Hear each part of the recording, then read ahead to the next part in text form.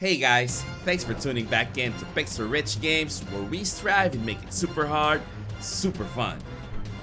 Now that we're done with proving where it's best to farm for awesome seals, it's high time we get into weapon farming for the best ones only.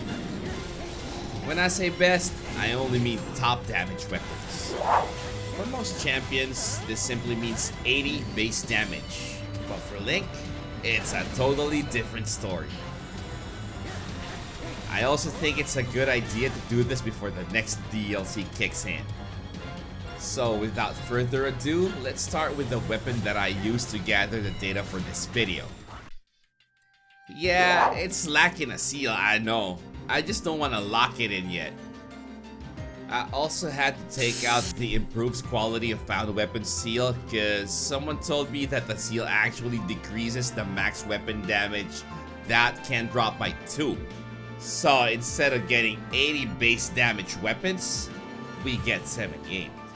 I'll probably also test if that's true, just stay tuned for that though. So I currently have 40% attack speed, which isn't bad by any means. Let me also say that upgrading my Master Sword is such a wise decision simply because it's somewhat future-proof. Unless the devs come up with an attack speed plus seal, I think it's in a pretty safe spot. Now for how I ran this test. On the mission EX the final battle, we need to run 4 champions, so Link's my main, then I have Sidon, my go-to wing bro, Master Koga, and the battle-tested Guardian. Now with the goal of keeping my runs as consistent as possible, I only used Link for the whole mission. I just had my 3 besties guard the base. We are also on normal mode, and lastly, instead of our usual 50 runs, I only did 20 for this vid. I simply don't have that much time right now, plus the fact that this mission takes much longer to complete compared to the others that I've experimented with in the past. Despite that, I still think that we were able to get the data that we need with this test. Keep in mind that these are the 20 that I tracked for the sake of this video. This does not include the times that I was farming for my other champions, and it definitely feels like the results are consistent. I didn't even track the loot from the video that's playing in the background. So, after 20 runs, I got a total of 68 normal drops on Link, 75 normal drops on my wing dude Sidon, 69 normal drops on my personal favorite Master Koga, 73 on the battle-tested Guardian, and finally a total of 20 random drops. One of them actually went to Link.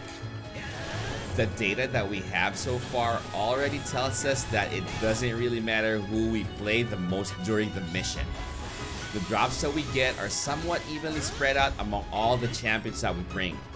It's kinda sad because we can't really super focus farm on a champion that we want to work on, but on the other hand, this makes it easier to build on characters that are lagging.